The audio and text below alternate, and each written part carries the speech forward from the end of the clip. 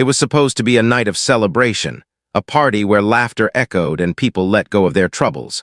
But for one black girl, everything changed in an instant. What began as a moment of fun quickly turned into a nightmare when a police officer humiliated her in front of everyone. But just when it seemed like no one could stop the injustice, a voice from the crowd changed everything. "That's my daughter." The crowd went silent. The officer's face drained of color. What could possibly make a man lose all control in such a public moment? What was the real story behind this shocking confrontation? Stay tuned as we uncover the truth. Don't forget to hit the subscribe button and ring the bell for more gripping stories like this. You won't want to miss what's coming next. Maya had always been someone who thrived in her independence. College life had been a whirlwind of challenges and growth, but she had made it through with her head held high. She didn't let the pressure of academics or the pressure of being a black woman in predominantly white spaces get to her. She had learned to navigate it, to smile through the microaggressions, to brush off the looks that lingered a little too long. It was exhausting, sure, but it was a reality she had learned to live with. Maya always carried herself with a quiet strength, knowing that her path wouldn't be like everyone else's. The pressure of constantly being in spaces where she wasn't the majority, where people saw her not for her talents but for her skin, weighed heavily. Still, she kept pushing through, even when she felt tired, even when the stairs became too much. She kept her head high, walked a little faster, and pretended like it didn't hurt. But sometimes, deep down, it did. She couldn't avoid it forever. And then came that night. A night that was supposed to be a simple escape from the grind of assignments and exams. It was a party that everyone was talking about. The kind where people gathered to let loose and forget the weight of the world for a few hours. Maya and her best friend Jenna had talked about it for days. It was going to be fun, just a few drinks, some music, and a chance to relax. What could go wrong? The familiar hum of excitement filled the air as the two friends walked into the crowded house. Maya, for the first time in a while, allowed herself to relax. She smiled as she chatted with Jenna, letting the music wash over her. Jenna, a white woman with straight blonde hair, was Maya's best friend, and together they made a perfect pair. Maya appreciated Jenna's presence, the one person who didn't judge, who made the spaces they walked into feel a little less heavy. The party was already in full swing when Maya arrived, her nerves beginning to settle as the familiar faces and friendly energy took over. Jenna greeted her with a hug and a wide grin. The two of them made their way into the crowded living room where people were chatting, laughing, and dancing. It felt like a typical Friday night, nothing out of the ordinary. Maya was feeling good. She'd found her place in the circle of people she cared about, and everything was going just as expected. The music was pumping, people were mingling, and there was a sense of warmth in the air that made everything feel light. Maya wasn't thinking about anything other than enjoying herself, catching up with old friends, and maybe letting off a little steam after the week she'd had. Her guard was down, the weight of the week fading into the background as she let herself be consumed by the joy of being with her friends. But as she settled into the group, she began to notice something, a subtle shift in the energy. It wasn't anything overt at first, just a few odd glances, a change in tone when people spoke to her, and an uncomfortable feeling creeping over her that she couldn't quite place. Maya shook it off, telling herself she was being paranoid. Maybe it was just her imagination. But the longer she stayed, the more the feeling grew. It was as if people were looking at her differently, like she didn't belong there, like she was an outsider. She felt it in the way a man across the room kept staring at her, his gaze lingering for far too long. She felt it in the subtle glances exchanged between people when she entered a conversation. She even felt it in the tone of the music. Suddenly, it felt louder, more chaotic, less fun. Maya tried to push the feeling aside, but it gnawed at her, a constant presence in the back of her mind. And then, out of nowhere, the officer walked in. He wasn't someone she recognized, but his uniform stood out like a beacon in the crowd. The moment he entered the room, the atmosphere shifted again. The noise seemed to die down, and the energy became thicker, more tense. People stepped aside, clearing a path for him as he made his way through the living room. Maya could feel her heart rate pick up. There was something about his presence that unsettled her. She didn't understand why, but as he walked past, he looked straight at her. His eyes locked onto hers, and for a split second, it felt like the whole world had paused. The tension in the room grew heavier, and Maya could feel the hairs on the back of her neck stand up. The officer didn't smile, didn't nod in greeting, he just stared. The moment lasted only a few seconds, but it felt like an eternity. Maya looked away, trying to shake off the strange feeling that was rising inside her. It wasn't that she was scared of the officer. At least, she didn't think she was. But there was something about the way he looked at her, something in his gaze that felt like judgment, like he was sizing her up in a way that made her stomach turn. She tried to ignore it, but as the night wore on, it became harder to pretend everything was fine. The officer lingered around the edges of the room, his eyes still darting over to her from time to time. She could feel him watching, as if he was waiting for something to happen, as if he was waiting for her to do something. Maya tried to enjoy herself, but the sense of unease was building, getting stronger with each passing minute. And then, when she thought things couldn't get any more uncomfortable, it happened. The officer suddenly approached her. Maya was standing by the kitchen, chatting with Jenna, when she felt him before she saw him. She turned around, and there he was, standing too close, his uniform towering over her, blocking her from the rest of the room. His expression was unreadable, but his presence was overwhelming. "Excuse me," he said, his voice sharp and direct. Maya felt her pulse quicken as she tried to process the words. "What are you doing here?" The question hit her like a punch to the stomach. It wasn't just a casual inquiry. It wasn't the kind of question you asked someone in a friendly tone. This was something different. The officer's eyes were cold, calculating. The way he looked at her, like she didn't belong, like she had no right to be in this space, made her skin crawl. Maya froze. For a moment she couldn't speak. She wanted to say something, anything, but the words wouldn't come. What was he asking? Why was he asking? And why was he looking at her like that? Jenna seemed to notice the shift in the air, too. She took a step back, her face going pale as she registered the officer's tone. The room had quieted around them, people starting to notice the confrontation. Maya could feel the eyes of the crowd on her. She wanted to shrink, to disappear, but she knew she couldn't. She had to stand her ground. "I'm just here to have fun," Maya finally managed to say, her voice shaky but defiant. She tried to make herself sound confident, to not let him see how his words were affecting her. But the officer wasn't having it. He leaned in closer, his gaze never leaving her face. "Having fun? Or are you just here to cause trouble?" His words cut deep, slicing through her like a blade. Maya felt her chest tighten, her breath catching in her throat. She couldn't believe what was happening. This wasn't just a random encounter, it was personal. The officer wasn't just questioning her presence, he was accusing her of something. She opened her mouth to speak again, but before she could, he interrupted her. "You need to leave," he said, his voice colder now. "This isn't your kind of place." The words stung, and Maya could feel the heat rise in her face, the flush of anger and humiliation washing over her. Her kind of place. What did that even mean? Was he saying she didn't belong? Was he saying black people like her weren't welcome here? The thought made her sick. The officer was still standing in front of her, blocking her way, his body language aggressive and demanding. He wasn't just a figure of authority, he was the embodiment of something much darker. This wasn't just about power. It was about racism, about the way society treated people like her as less than. And at that moment, it felt like the entire weight of it was bearing down on her. Maya could feel the tears welling up in her eyes, but she fought them back. She wasn't going to cry, not here, not in front of him. But the hurt was there, deep inside her. She couldn't understand why this was happening to her. She had done nothing wrong. She had just wanted to enjoy the night, just wanted to have a little fun. But she was starting to realize that wasn't enough, not for some people. The officer's cold words, his dismissive tone, they stung, cutting through the warmth of the party like a razor. This wasn't about a simple confrontation. It was a deep-seated reminder of how people like her were perceived. Maya's thoughts were swirling, her chest tightening with a blend of anger, confusion, and fear. Why had she been singled out like this? What had she done to deserve this treatment? She could feel the weight of the officer's presence pressing down on her, the crowd's gaze shifting as the tension in the room heightened. The officer's stance, so confident, so condescending, made Maya feel small, invisible, as though she didn't belong in this space. Her eyes darted to Jenna, her best friend, hoping for some sign of support. But Jenna's face was filled with uncertainty.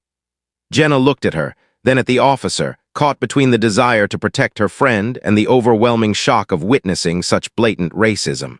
It was obvious that Jenna was uncomfortable, unsure of how to respond, unsure of what was happening. She wasn't used to this kind of confrontation, this kind of situation. She hadn't had to experience the constant microaggressions that Maya had grown numb to. Jenna took a step back, her face pale as she realized the severity of what was unfolding.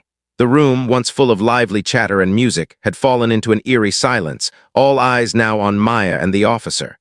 People were watching, waiting for her to do something, anything. But Maya couldn't move. She couldn't run away or shrink back. This wasn't just about her safety in that moment. It was about standing up, about not allowing herself to be bullied, to be pushed out simply because of who she was. This wasn't just about her. The more she thought about it, the more she realized that this was a systemic issue, one that stretched far beyond this single party. It was about a society that wasn't designed for people like her to thrive, that saw people like her as less. She had been fighting this her entire life, and now it was coming to a head in this moment. Maya felt her body stiffen, but she held her ground. She wasn't going to let this man make her feel less than human. She wasn't going to let his gaze, his words, push her out of the space she had every right to occupy. Her anger simmered beneath the surface, but it was laced with something else, something deeper. She wasn't going to be silenced anymore. Not by him, not by anyone. As Jenna stood behind her, uncertain but still there, Maya felt a flicker of support. But the words still hurt. The officer's challenge wasn't just about him asking her to leave. It was about him asserting that she didn't belong there. And that was something Maya had encountered time and time again. In classrooms, in stores, in public spaces, people like her were always made to feel like they didn't belong. Just when Maya thought she couldn't take it anymore, something unexpected happened. A voice cut through the tension in the room, a voice that was calm but undeniably strong. "Is there a problem here, officer?" The crowd seemed to hold its breath as Maya turned to see who had spoken. There, standing in the doorway, was Governor Walker. Maya's heart skipped a beat. She hadn't expected to see him here. In fact, she didn't even know he was at the party. But there he was, standing tall, a quiet but powerful presence amidst the chaos. Governor Walker, a middle-aged black man with a commanding presence, was dressed in a dark suit and tie. His expression was one of calm authority, yet there was something unmistakably assertive about him. He wasn't rushing to get involved, but when he spoke, it was clear that his words carried weight. The officer, still standing in front of Maya, seemed to falter as he saw the governor enter. The tension in the room shifted again, this time with a new energy. Maya could see the officer's face drain of color. For the first time that night, he seemed unsure of himself. The crowd, which had been so focused on the confrontation, seemed to freeze in place as well. People turned their heads, their eyes widening, some with curiosity, others with a sense of relief. They recognized the governor immediately. The atmosphere, once thick with judgment and discomfort, began to shift toward something else. It was as though the governor's presence commanded respect. But it was more than that. It felt like a promise that something was about to change. As Maya stood there, still processing everything that had happened, she couldn't believe that someone had stepped in. It wasn't just anyone, it was Governor Walker, a leader in the city, someone with the authority to make a difference.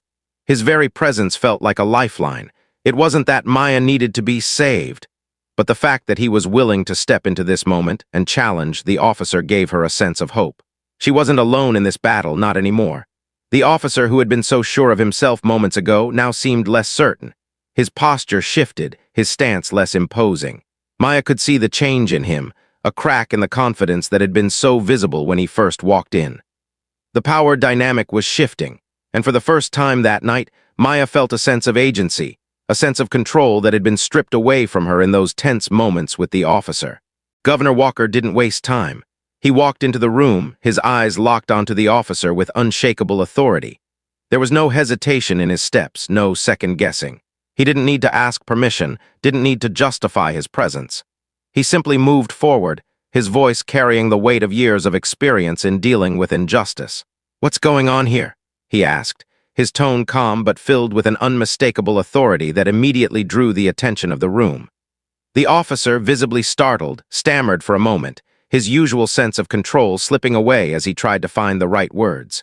I didn't realize," the officer began, but Governor Walker cut him off, his voice firm and steady. "I don't care what you realize," he said. "What I care about is the way you're treating this young woman." The air in the room seemed to shift again, this time with a sense of power that made the officer's confidence waver.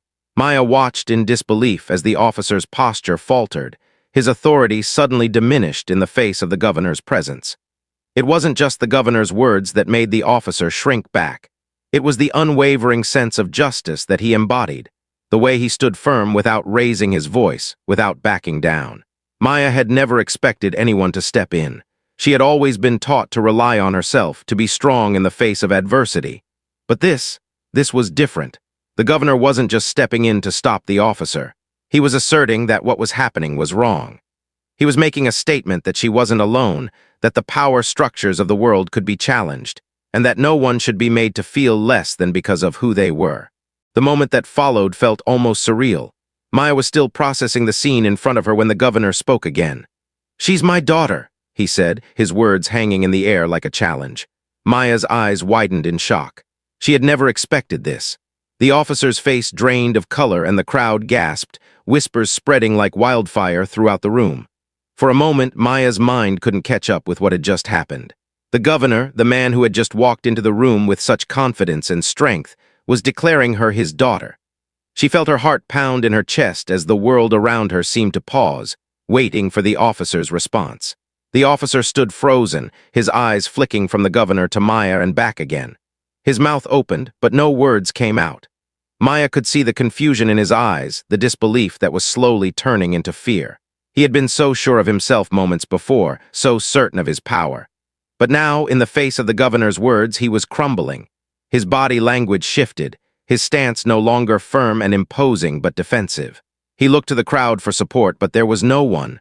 The room was silent, the air thick with tension. The governor's declaration had shifted the balance of power in an instant.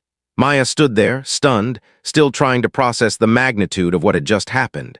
She had never expected anyone, let alone someone with the governor's level of authority, to step in and speak on her behalf like this. The officer took a step back, his face pale with disbelief. He blinked rapidly as if trying to process what had just been said. The room around him felt as if it had come to a standstill. The crowd, which had been murmuring in the background, now felt quieter, their attention fully on the scene unfolding before them. Maya watched as the officer looked from Governor Walker to her, a mix of fear and confusion in his eyes. His confident demeanor, which had once made him the unquestionable authority in the room, was now shattered. His usual air of superiority seemed to evaporate, replaced by uncertainty. Maya felt a strange sense of empowerment wash over her as she watched him stumble for words. For the first time in what felt like forever, she was no longer the one on the defensive. This man who had made her feel so small was now the one crumbling under the weight of his actions. The officer opened his mouth, trying to speak, but no words came out. The room's silence was deafening. Everyone in the space was watching, some with raised eyebrows, others with looks of realization. This wasn't just a one-on-one confrontation anymore. It had become something much larger. It had become a moment that exposed a harsh reality, one that Maya had been living with for as long as she could remember. Governor Walker's intervention wasn't just for her. It was for everyone who had ever been made to feel less than. His calm but unwavering stance had shown the officer that the power he thought he had didn't have to go unchallenged. Maya's heart pounded in her chest, her hands trembling at her sides as she tried to make sense of it all. The officer was shrinking in front of her, and it felt like a moment of justice. He didn't apologize. He didn't try to explain. His defeat was a quiet, shameful retreat from the power struggle he had instigated. The officer didn't say anything else. No apology, no explanation. He simply turned his back to the room and walked away. His steps were heavy, filled with frustration and a sense of defeat. Maya stood frozen, her eyes following him as he made his exit, the sounds of the party slowly creeping back into the room. The weight of the moment lingered in the air. She could feel her breath come in shallow gasps as the relief set in. For a brief moment, everything seemed surreal.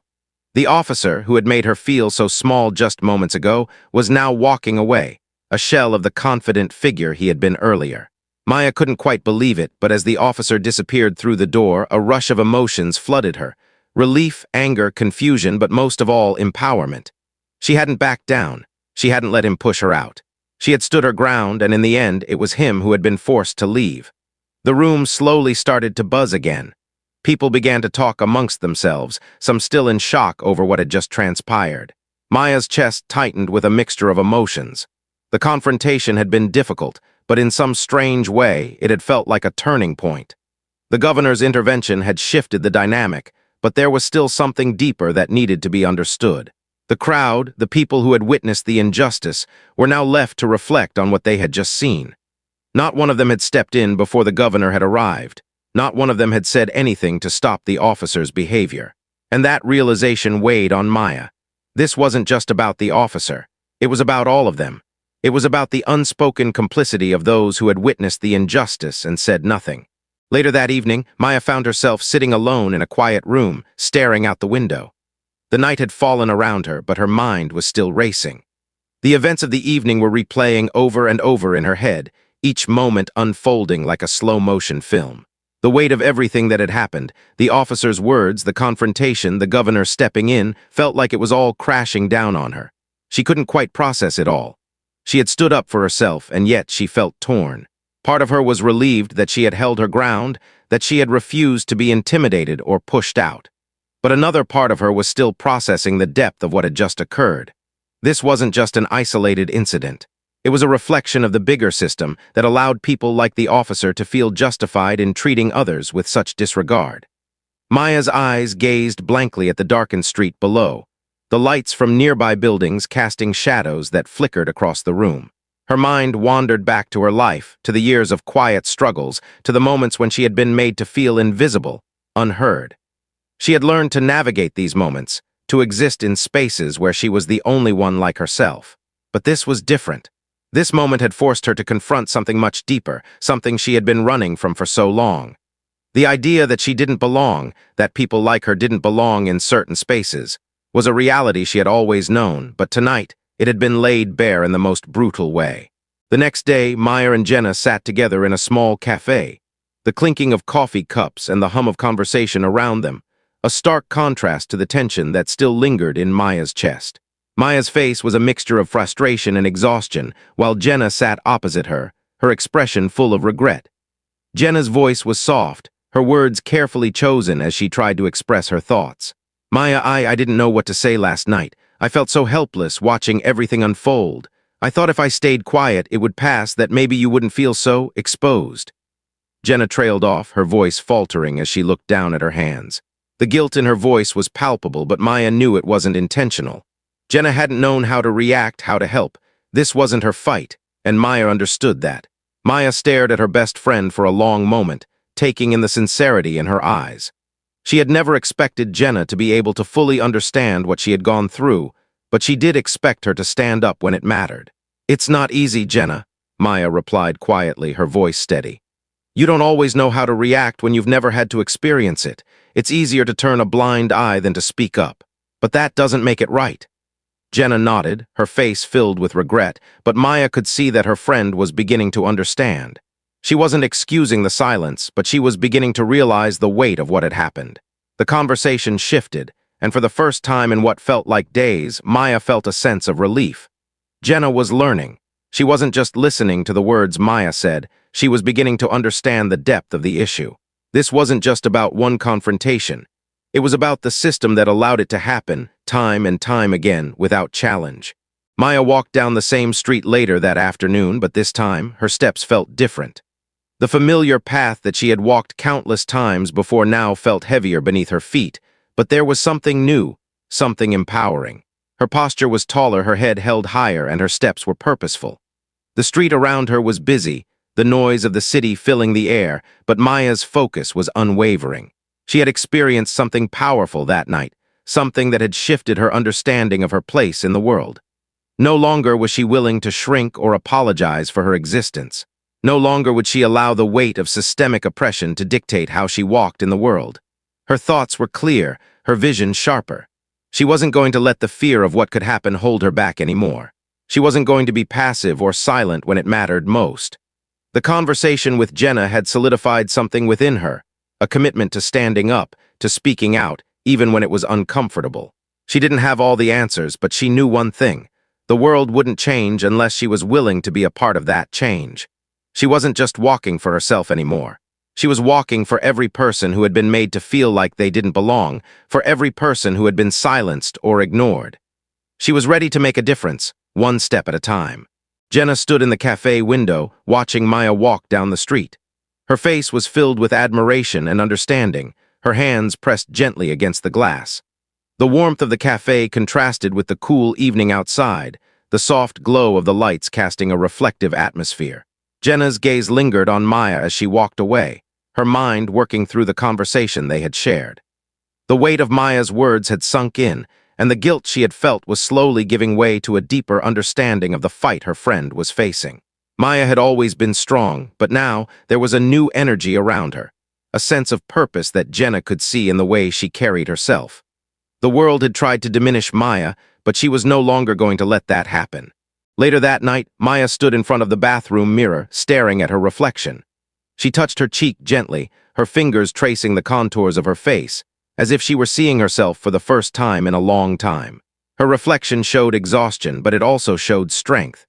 Her journey had been filled with moments of doubt, of questioning her place in the world. But now, in this moment, she saw someone who had fought back, someone who had refused to be silenced.